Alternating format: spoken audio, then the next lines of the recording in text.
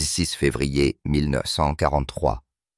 L'air crépitait de parasites radio et du tonnerre lointain de l'artillerie allemande, tandis que le lieutenant Robert Dempsey, penché sur un établi de fortune dans une ferme tunisienne, abandonnée, travaillait en silence. Ses doigts, noircis par la poudre et l'huile, reliaient avec minutie des cordons détonnants à un réseau de tuyaux de fer remplis de composés explosifs. Dehors, la situation désespérée au col de Kasserine se dégradait d'heure en heure. Les divisions de Panzer de Rommel transperçaient les défenses américaines comme un couteau brûlant dans du beurre. La radio crachotait des ordres de plus en plus paniqués. Toutes les unités tenaient vos positions. Attendez les renforts. N'engagez pas au-delà du périmètre défensif. Dempsey essuya la sueur de son front, laissant une traînée sombre sur sa peau. 28 ans à peine, 6 mois d'expérience dans le génie de combat. Il savait que suivre ses ordres condamnerait à mort des milliers de soldats alliés piégés. Les mines anti-chars classiques s'étaient révélées pitoyablement inefficaces contre les dessous renforcés des nouveaux chars allemands.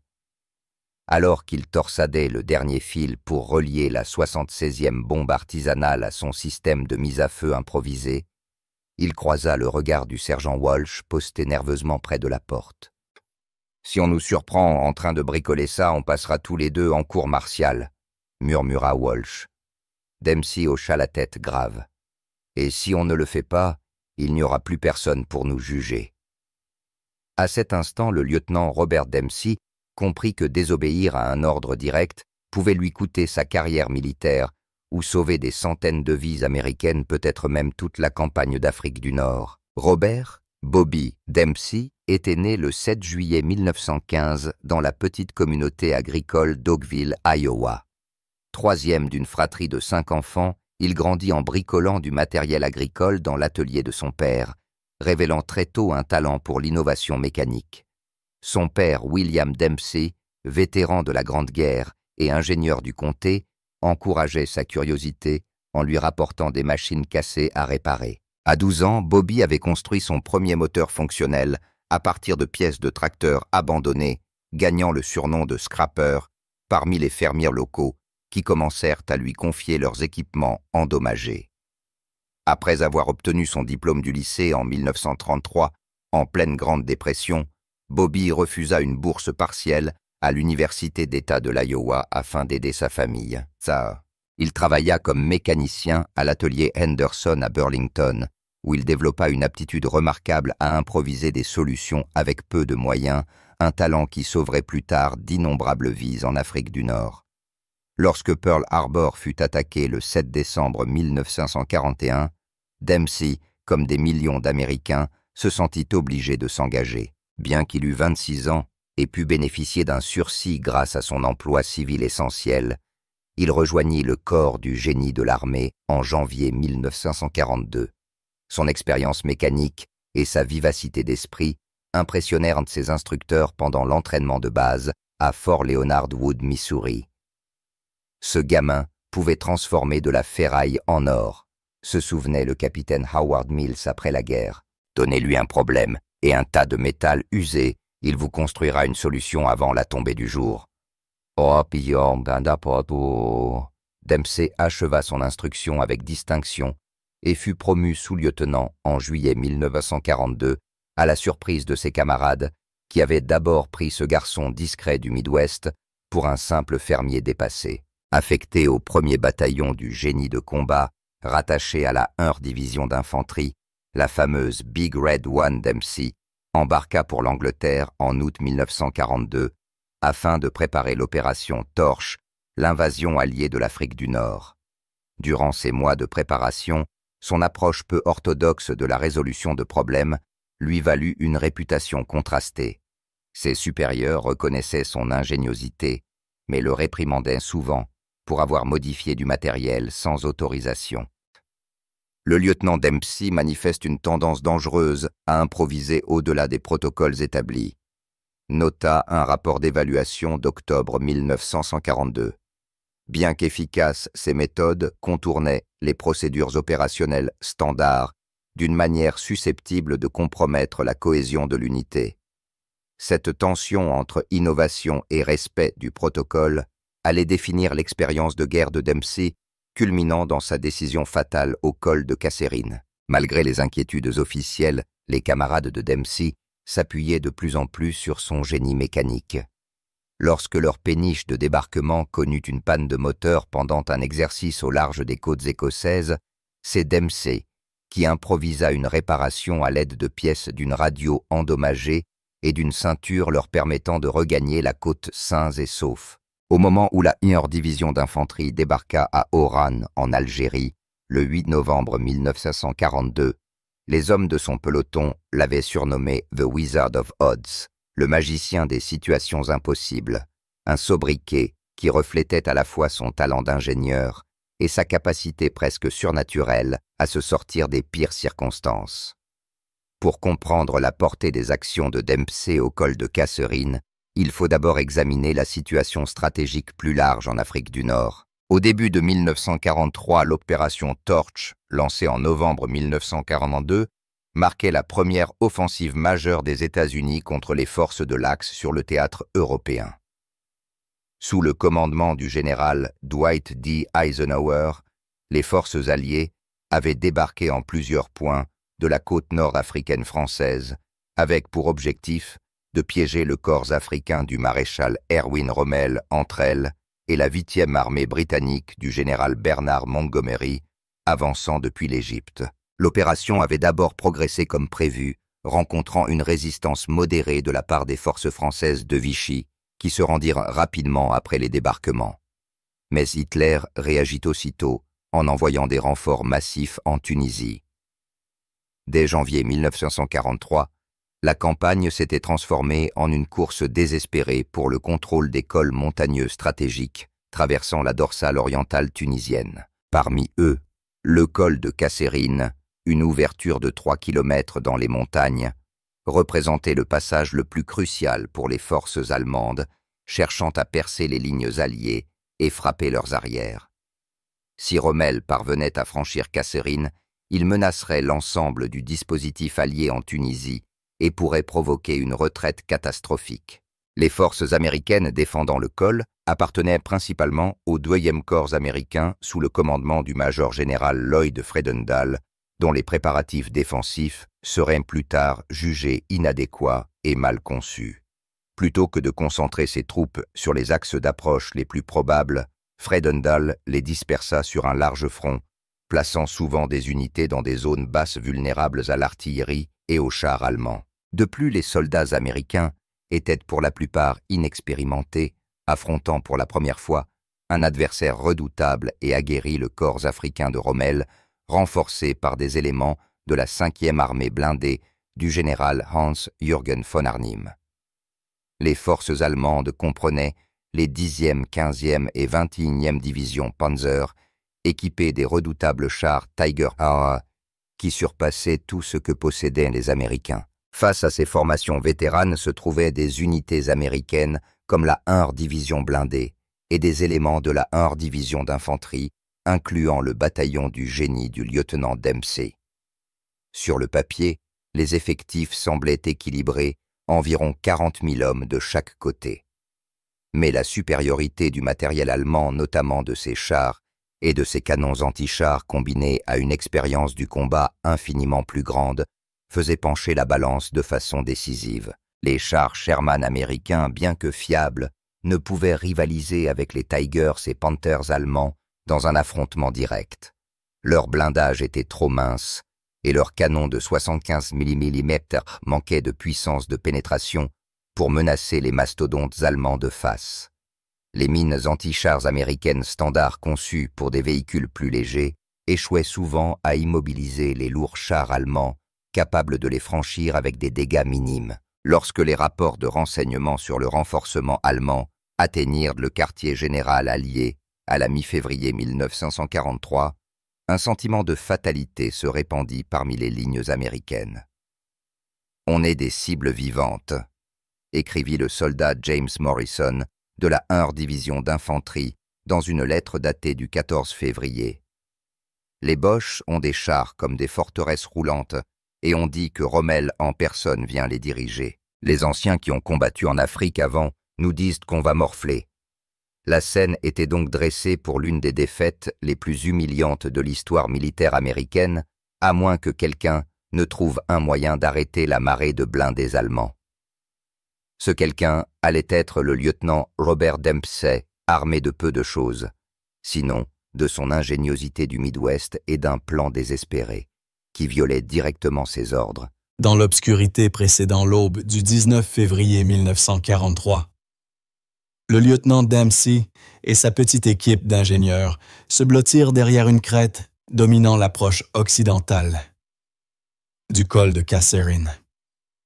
L'air nocturne était étonnamment froid, rappelant que le désert nord-africain pouvait être aussi impitoyable par son froid que par sa chaleur diurne. À travers ses jumelles, Dempsey devinait les silhouettes de véhicules de reconnaissance allemands sondant les lignes américaines. Derrière eux, savait-il, attendait toute la puissance des divisions blindées de Rommel, prêtes à frapper au lever du jour. Le commandement croit encore qu'ils frapperont par l'approche sud, chuchota le caporal Rodriguez, ancien maçon du Nouveau-Mexique, devenu le bras droit de Dempsey ces derniers mois. Il se trompe. Rommel est trop malin pour ça. Il passera par ici, là où nous sommes les plus faibles. Dempsey hocha la tête grave. 36 heures plus tôt, il avait tenté de convaincre son officier supérieur, le major Lawrence Harrington, que l'approche occidentale nécessitait des défenses anti-chars supplémentaires. Le major avait balayé ses inquiétudes. « Nous avons nos ordres, lieutenant », avait-il dit en tapotant le plan de défense officiel étalé sur sa table carte. Toutes les mines et obstacles disponibles doivent être concentrés sur l'approche sud. Les renseignements sont certains, c'est là que viendra l'effort principal. Mais Dempsey avait vu quelque chose que les officiers de renseignement avaient manqué. Lors d'une patrouille de reconnaissance la veille, il avait remarqué des traces de chenilles de chars s'orientant au nord-ouest vers l'approche occidentale des traces fraîches laissées par un Panzer IV, à en juger par le motif de la bande de roulement. Lorsqu'il fit remonter cette observation, elle fut relevée, mais aucune mesure n'en fut tirée. Le plan de défense approuvé par le général Fredendall restait inchangé. Cette nuit-là, incapable de fermer l'œil, Dempsey prit sa décision fatidique.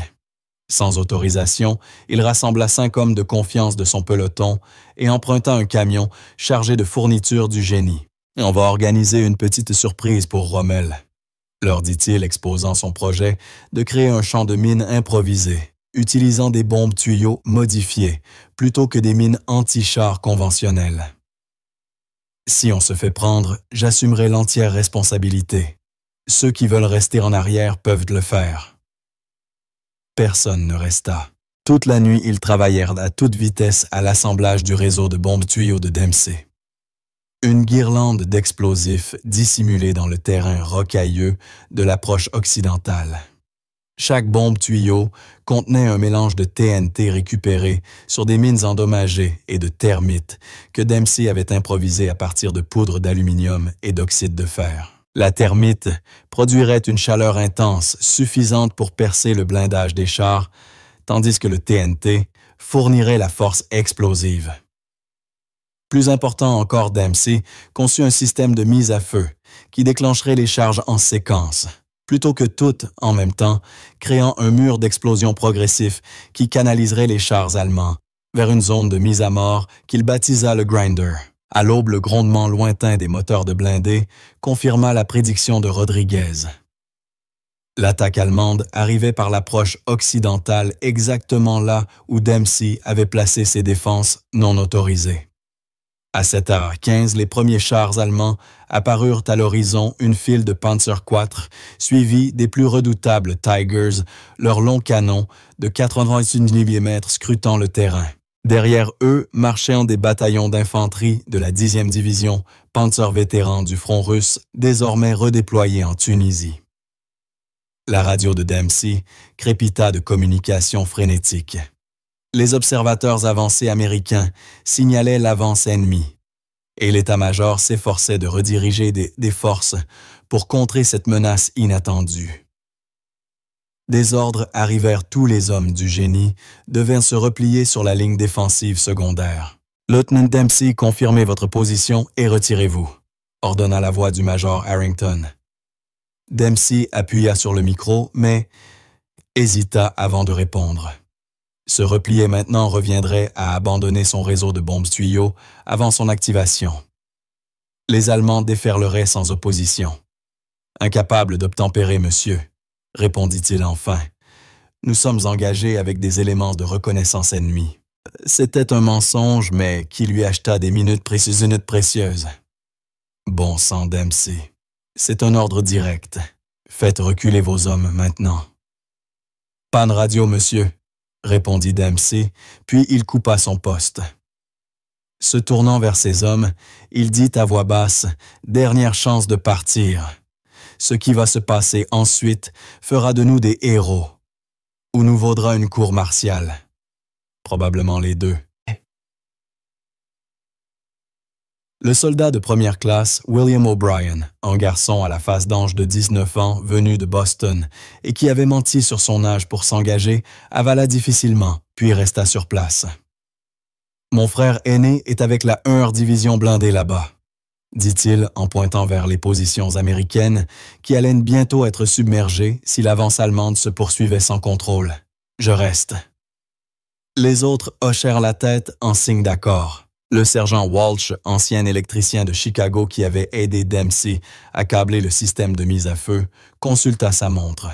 « La première vague de Panzer atteindra le point de déclenchement dans environ 2 minutes, » rapporta-t-il. « Tout est prêt. Donne le signal. » Dempsey leva de nouveau ses jumelles, calculant distance et synchronisme. La formation allemande avait mordu à l'appât et avançait directement dans son piège. Dans son esprit, il voyait la disposition précise de son réseau de bombes tuyaux soigneusement positionné pour exploiter le terrain et les trajectoires prévisibles que suivraient les chars. Pour que cela fonctionne, le timing serait primordial. Tôt, il n'atteindrait que les éléments de tête. Trop tard, et les Allemands pourraient apercevoir les fils et les charges explosives. 20 secondes. Souffla Walsh le doigt, en suspens sur le détonateur. Dempsey observa le Panzer IV de tête passer sur la première charge dissimulée. Derrière lui, au moins 30 autres chars avançaient en formation en coins les plus lourds. Tiger placés à l'arrière, où leurs pièces de 98 mm pouvaient assurer un tir de couverture. Le spectacle était terrifiant. Un mur d'acier allemand sur le point de fracasser les défenses américaines. « Maintenant », dit Dempsey, et Walsh pressa le détonateur. Ce qui se produisit ensuite fut décrit par les survivants comme un feu d'artifice infernal. La première explosion éclata directement sous le Panzer de tête, soulevant ses 45 tonnes d'environ 1 mètre avant de le projeter au sol. Les chenilles éclatèrent et la tourelle se retrouva de biais. Avant que les commandants allemands n'aient pu réagir, une seconde explosion traversa un Tiger à droite, puis une 3e et une 4e en rapide succession. Mais ce n'était que le début. Le génie de Dempsey ne tenait pas seulement à la puissance de ses explosifs improvisés, mais à leur agencement. À la différence des champs de mines conventionnels, destinés simplement à interdire un terrain.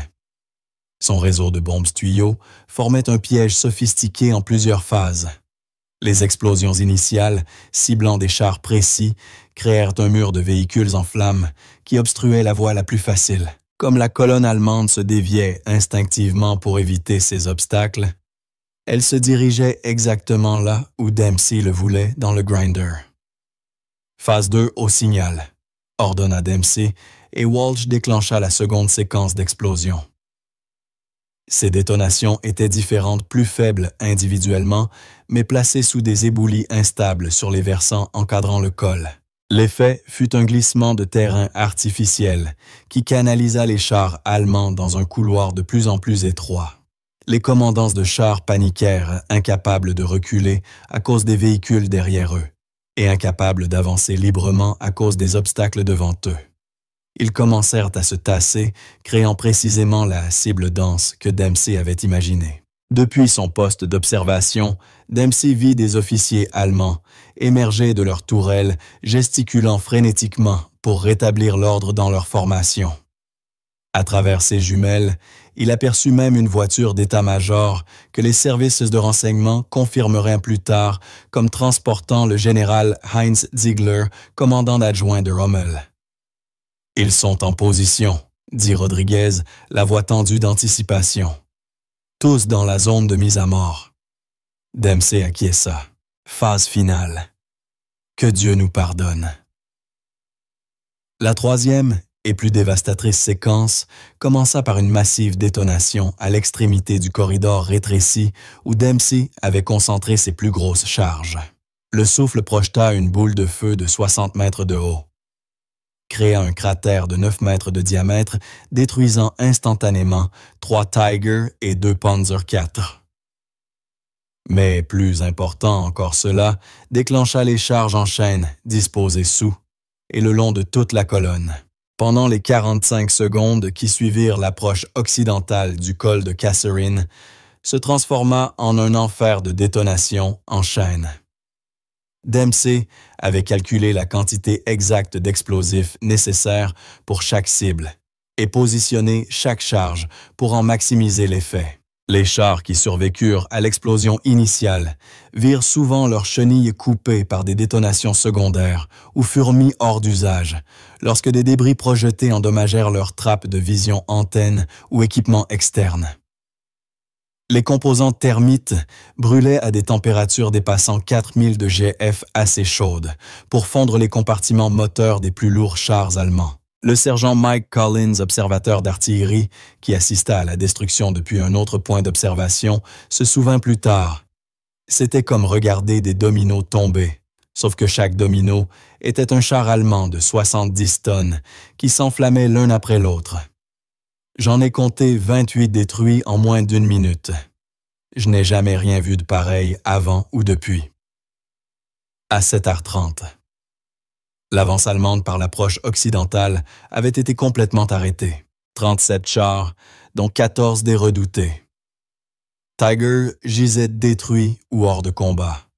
Des centaines d'infanteries allemandes qui avançaient aux côtés des blindés furent soit victimes, soit clouées au sol par les épaves en flammes et les explosions secondaires provoquées par la cuisson des munitions de chars sous l'intense chaleur.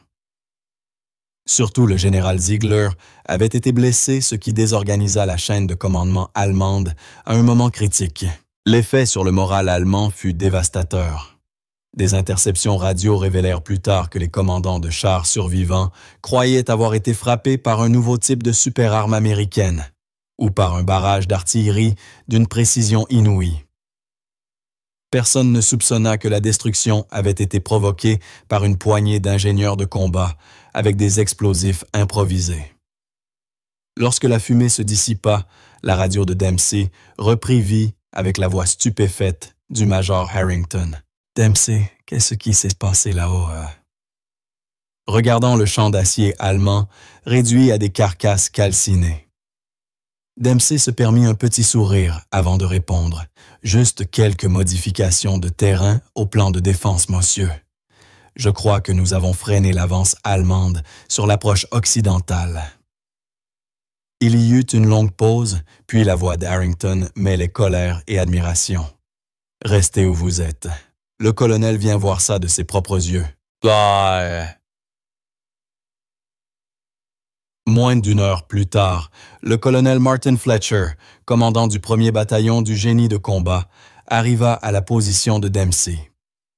Sa Jeep s'arrêta à une centaine de mètres du bord de la zone de destruction, incapable d'aller plus loin à cause des débris et des cratères. Alors que Dempsey présentait les armes, le colonel regarda par-dessus lui les chars en flammes et les corps de soldats allemands récupérés par leurs camarades sous des drapeaux blancs. « Lieutenant, » dit Fletcher lentement, « je ne sais pas si je dois vous traduire en cour martiale ou vous recommander pour la Distinguished Service Cross. Avec tout le respect, monsieur, répondit Dempsey. « Je me contenterai qu'on envoie plus d'ingénieurs et de matériel ici avant que les Allemands n'essaient de nouveau. Ils vont adapter leur tactique maintenant qu'ils savent ce que nous pouvons faire. » Fletcher étudia le visage du jeune officier, notant fatigue et détermination à parts égales. « Vous avez désobéi à des ordres directs, réquisitionné du matériel sans autorisation et conduit une opération non autorisée qui aurait pu compromettre toute notre position défensive. »« Oui, monsieur, » reconnut Dempsey. « Alors considérez-vous relever de vos fonctions, » continua Fletcher, le visage impénétrable. Le cœur de Dempsey se serra. Après une pause qui sembla durer une éternité, Fletcher ajouta « Et réaffecté, avec effet immédiat, sous mon commandement direct en tant qu'officier des projets spéciaux. Je veux que vous mettiez en œuvre ce même système sur l'ensemble de notre périmètre défensif, en commençant par l'approche sud. Vous aurez tous les hommes et le matériel nécessaire. » L'impossible venait de se produire. Plutôt que de mettre fin à sa carrière, l'acte d'insubordination de Dempsey venait de lui valoir une promotion. Au cours des 72 heures suivantes, Dempsey dirigea un programme d'urgence pour reproduire son réseau de bombes tuyaux sur l'ensemble des positions défensives américaines, modifiant fondamentalement le cours de la bataille du col de Kasserine et par extension de la campagne d'Afrique du Nord. L'impact du réseau de Dempsey dépassa la victoire tactique immédiate sur l'approche occidentale. Vers midi, le 19 février, la nouvelle des pertes allemandes dévastatrices parvint au maréchal Rommel lui-même, qui dirigeait les opérations depuis son quartier général à une vingtaine de miles à l'est. D'après les documents capturés et les entretiens d'après-guerre menés avec des officiers allemands, Rommel rejeta d'abord les rapports faisant état d'énormes pertes de chars, les considérant comme des exagérations. Lorsque les photographies de reconnaissance confirmèrent leur destruction, il aurait abattu son poing sur la table des cartes et exigé de savoir quelle nouvelle arme les Américains avaient déployée. Le major Karl-Heinz Schmidt du renseignement allemand se souvint, le maréchal était visiblement ébranlé. Il avait bâti toute sa stratégie sur l'hypothèse que les capacités anti-chars américaines étaient limitées et bien connues. Soudain, il semblait avoir introduit un nouveau type de mine ou d'artillerie capable de détruire nos Tigers avec une efficacité sans précédent. Cela nous obligea à revoir complètement nos plans offensifs. Cette remise en question s'avéra décisive. Au lieu de poursuivre son attaque par des voies alternatives avec les blindés qui lui restaient. Rommel hésita pendant 18 heures cruciales, laissant aux forces alliées le temps de renforcer leur position. Durant ce répit, Dempsey travailla sans relâche, dirigeant des équipes d'ingénieurs pour implanter son dispositif de bombes tuyaux au point clé des lignes américaines. À l'aube du 20 février, 8 nouvelles zones de mise à mort avaient été établies chacune, contenant entre 50 et 80 charges spéciales. L'impact de cette innovation devint évident lorsque les forces allemandes reprirent leur offensive le matin du 21 février. Conscients désormais de la menace mais incapables de localiser précisément les réseaux explosifs, les blindés allemands avancèrent avec une extrême prudence, sacrifiant la vitesse et la concentration de force qui faisaient l'efficacité des tactiques de Blitzkrieg. Malgré ces précautions, 3 formations blindées allemandes supplémentaires furent anéanties en rencontrant le travail de Dempsey. Le colonel Fletcher, qui avait observé l'un de ces engagements depuis son poste de commandement, écrivit plus tard dans son rapport officiel: l'effet psychologique sur les équipages de chars allemands fut remarquable. Après avoir vu leurs éléments de tête détruits, beaucoup refusèrent simplement d'avancer davantage vers ce qu'ils percevaient comme une mort certaine. Dans plusieurs cas, nous avons vu des officiers allemands dégainer leurs armes de poing pour forcer les commandants de chars récalcitrants à poursuivre. Le 23 février, l'offensive allemande perdit tout élan.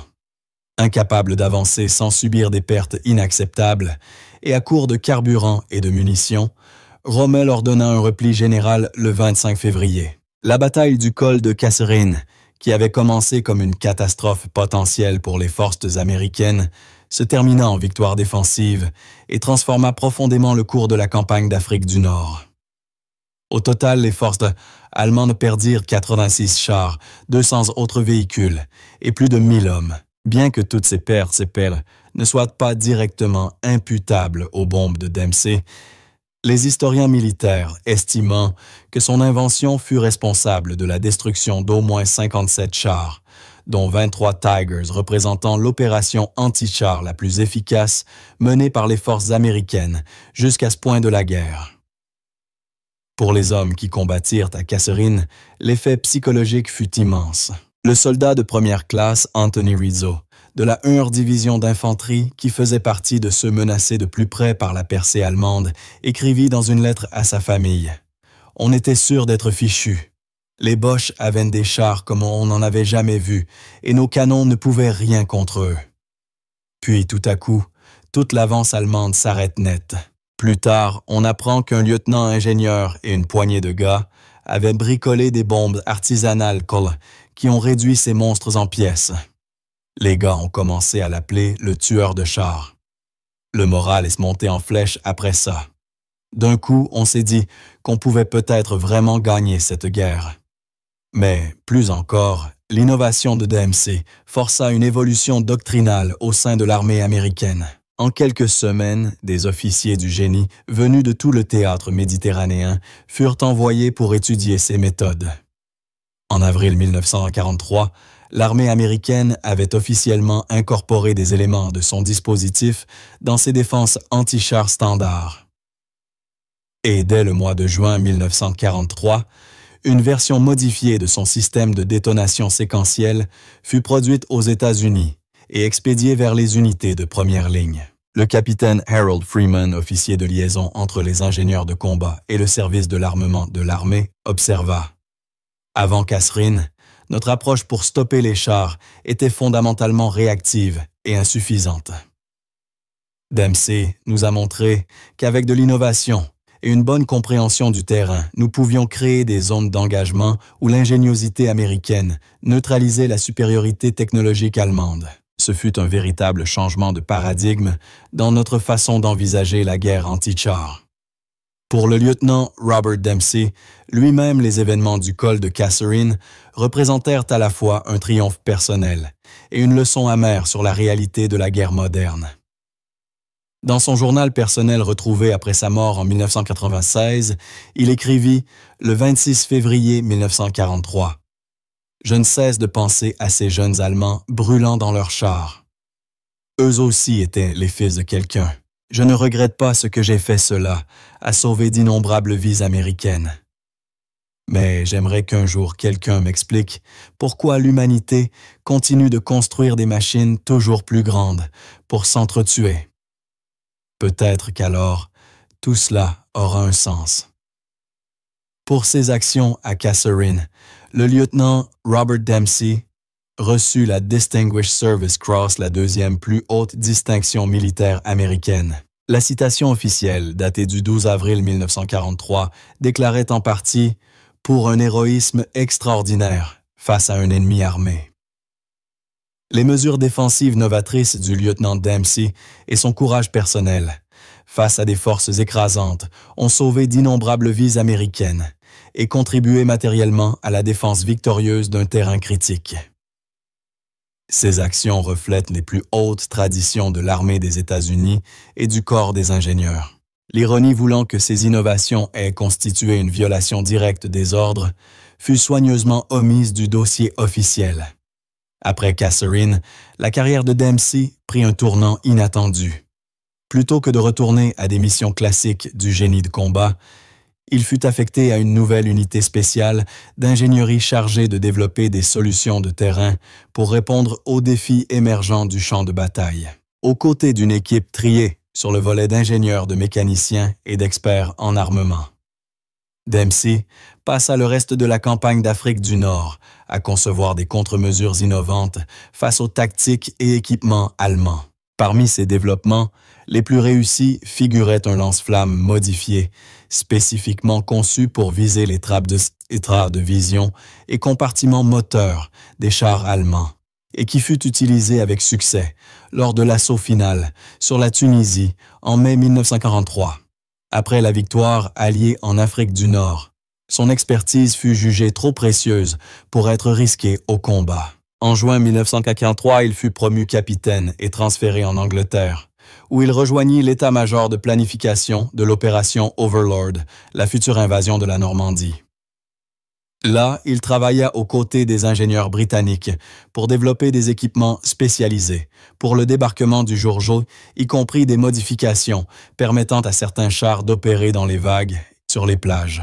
Le colonel William Holcomb, responsable des aspects d'ingénierie de la planification d'Overlord, déclara plus tard « Dempsey apportait une perspective unique, d'une valeur inestimable. » Là où beaucoup de planificateurs abordaient les problèmes de manière théorique, lui pensait toujours aux réalités concrètes, vécues par les troupes sous le feu.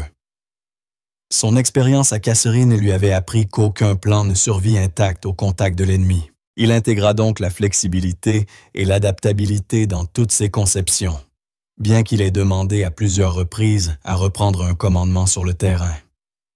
Dempsey resta dans les rôles de planification et de développement pour le reste de la guerre. À la victoire en Europe, VED, en mai 1945.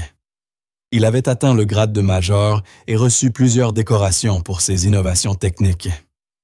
Après la guerre, Dempsey rentra en Iowa sans fanfare. Contrairement à beaucoup de vétérans qui peinèrent à se réadapter à la vie civile, il sembla retrouver sans effort le rythme de son existence d'avant-guerre.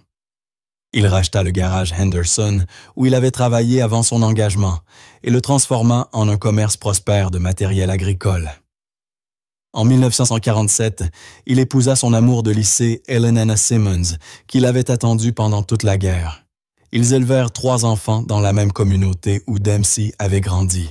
Pour ses voisins et clients, le major Robert Bobby Dempsey, DSC n'était rien d'autre que le mécanicien serviable qui pouvait tout réparer et qui parlait rarement de ses expériences de guerre.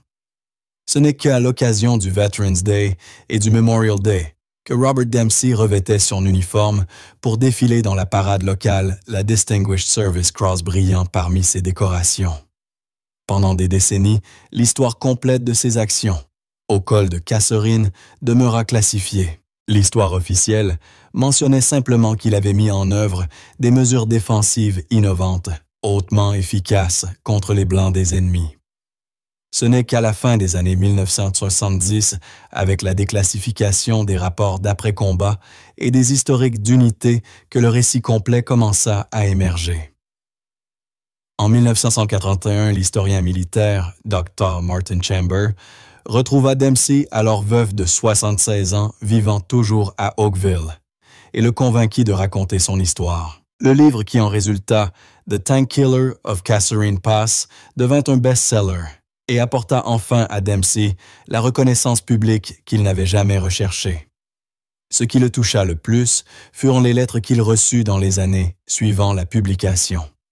Des dizaines de vétérans de la 1e division d'infanterie et d'autres unités ayant combattu à Kasserine lui écrivirent pour le remercier beaucoup, affirmant sans détour qu'il lui devait de la vie. L'une de ces lettres, signée de l'ancien soldat James Morrison, disait « Je n'ai jamais su qui nous avait sauvés ce jour-là.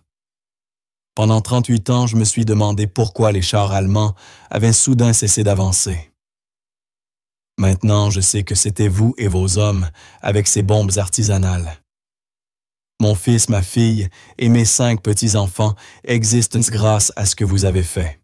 Merci ne suffit pas, mais c'est tout ce que j'ai à offrir. » Fait tout aussi remarquable, plusieurs anciens commandants de chars allemands ayant survécu à la bataille lui écrivirent également.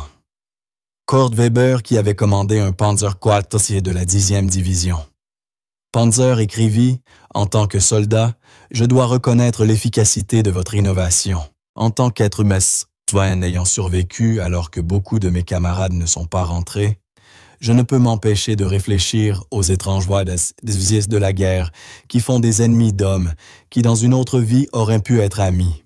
Peut-être qu'en partageant nos histoires, nous veillons à ce que les sacrifices des 2 camps n'aient pas été entièrement vains.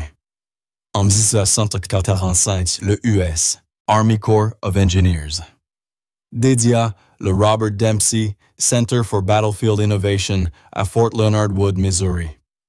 la même base où Dempsey avait reçu sa formation initiale 43 ans plus tôt.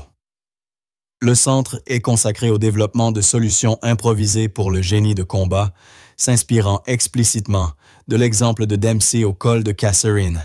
Lors de la cérémonie d'inauguration, le lieutenant-général Robert Williams déclara « La leçon de l'histoire de Robert Dempsey n'est pas que les règles doivent être négligées à la légère, mais que l'innovation, le courage moral et la décision dans la crise sont les véritables marques du leadership militaire. Face au choix entre suivre un plan défectueux ou prendre l'initiative d'adapter sa conduite à des circonstances changeantes, Dempsey a choisi la voie la plus difficile et, ce faisant, a sauvé d'innombrables vies et contribué à renverser le cours d'une bataille décisive.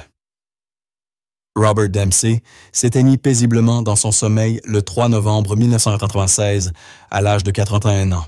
Ses funérailles à Oakville furent suivies non seulement par sa famille et ses voisins, mais aussi par des représentants militaires des historiens et un grand nombre de vieux vétérans venus de tout le pays pour lui rendre hommage. Sa pierre tombale dans le cimetière d'Oakville porte une inscription simple sous son nom et ses dates. He saved many. Il en a sauvé beaucoup. Le plus bel hommage vint peut-être de son petit-fils aîné, Robert Dempsey II, qui suivit la voie de son grand-père pour devenir ingénieur de combat. Dans une oraison funèbre qui émut l'assistance aux larmes, il déclara « Mon grand-père ne s'est jamais considéré comme un héros. Il m'a dit d'un jour qu'il n'était qu'un mécanicien, qui s'était trouvé au bon endroit au mauvais moment avec les bonnes compétences. Mais c'est justement cela, les héros des gens ordinaires, qui relèvent des défis extraordinaires quand tout est en jeu. Il m'a appris que l'innovation ne concerne pas seulement la technologie. C'est aussi le courage moral d'essayer quelque chose de nouveau, quand les vieilles méthodes ne fonctionnent plus. Cette leçon a façonné ma vie bien plus qu'aucune médaille ou reconnaissance ne pourrait jamais le faire. » L'histoire du lieutenant Robert Dempsey et de son réseau de bombes tuyaux au col de Kasserine offre bien plus qu'un simple récit palpitant d'ingéniosité sur le champ de bataille. Elle apporte des enseignements profonds sur la nature de la guerre, le leadership et la capacité humaine d'adaptation sous une pression extrême. En réfléchissant à cet épisode remarquable de la Seconde Guerre mondiale, plusieurs leçons apparaissent avec une clarté frappante. Premièrement, l'expérience de Dempsey illustre la tension éternelle entre le respect des ordres et la nécessité d'initiative au combat. Les organisations militaires reposent inévitablement sur la discipline et la chaîne de commandement. Pourtant, la nature chaotique de la guerre exige souvent une innovation immédiate que aucun protocole préétabli ne peut anticiper. La décision de Dempsey de désobéir à un ordre direct représentait un risque calculé, fondé sur son observation directe des conditions du champ de bataille, des conditions que les commandants éloignés au quartier général ne pouvaient pleinement comprendre. Cet équilibre entre discipline et initiative demeure aujourd'hui encore l'un des défis les plus complexes du commandement militaire. Deuxièmement, l'incident du col de Kasserine démontre comment l'ingéniosité individuelle peut surmonter un désavantage technologique. En février 1943, les forces américaines étaient largement dépassées, par les blindés allemands, en particulier les redoutables Tiger, contre lesquels les armes anti-chars conventionnelles se révélaient presque inutiles, plutôt que d'accepter la défaite comme inévitable. Dempsey mit à profit sa compréhension des principes fondamentaux de l'ingénierie, les matériaux disponibles et les caractéristiques du terrain pour créer un avantage asymétrique. En somme, il transforma le champ de bataille lui-même en arme, utilisant l'environnement physique comme un multiplicateur de force capable de neutraliser la supériorité technologique allemande. Ce principe d'innovation asymétrique demeure valable dans tous les domaines où les ressources sont limitées, mais les défis immenses. Enfin, l'histoire de Dempsey révèle quelque chose de profond sur la nature du véritable héroïsme. Ce qui rendit ces actions héroïques, ce ne fut pas seulement leur efficacité, mais le courage moral qu'elles exigèrent. Face à la certitude d'une cour martiale, si son plan échouait, et peut-être même s'il réussissait. Dempsey choisit de risquer sa carrière et sa liberté pour sauver la vie de ses compagnons d'armes. Cette dimension du courage moral, la volonté d'assumer des conséquences personnelles pour le bien commun distingue le véritable héroïsme du simple succès tactique. L'équation morale de Dempsey était simple, sa carrière contre des milliers de vies américaines. Sous cet angle, son choix apparaît non seulement compréhensible, mais inévitable. En concluant cette exploration de l'impact extraordinaire d'un ingénieur à un moment critique de la Seconde Guerre mondiale, on peut se demander: qu'est-ce qui vous a le plus marqué dans cette histoire? Est-ce que l'ingéniosité, technique du réseau de bombes tuyaux de Dempsey, l'efficacité, stupéfiante de son système improvisé contre les chars allemands les plus redoutables? Ou peut-être le fait qu'une contribution aussi décisive soit restée largement inconnue du public pendant des décennies? Combien d'autres héros méconnus sommeillent encore dans les recoins de notre mémoire historique des hommes et des femmes, ordinaires, dont les décisions prises en une fraction de seconde ont façonné des destins bien au-delà de leurs circonstances immédiates. Leurs histoires nous rappellent que l'histoire n'est pas qu'une succession de grandes stratégies et de figures célèbres, mais aussi la somme d'innombrables choix individuels pris dans les conditions les plus éprouvantes imaginables. Si vous avez trouvé de la valeur dans le récit du lieutenant Dempsey, partagez-le avec ceux qui pourraient apprécier ce rappel, l'initiative personnelle. La créativité technique et le courage moral peuvent changer le cours de l'histoire, même dans ces heures les plus sombres. Partagez vos réflexions. Comment l'exemple de Dempsey pourrait-il s'appliquer aux défis d'aujourd'hui, qu'ils soient militaires ou civils? Et souvenez-vous parfois la solution la plus efficace à un problème apparemment insurmontable ne réside pas dans le respect des protocoles établis, mais dans l'audace d'imaginer une approche entièrement nouvelle, même si cela signifie tout risquer sur une idée non prouvée.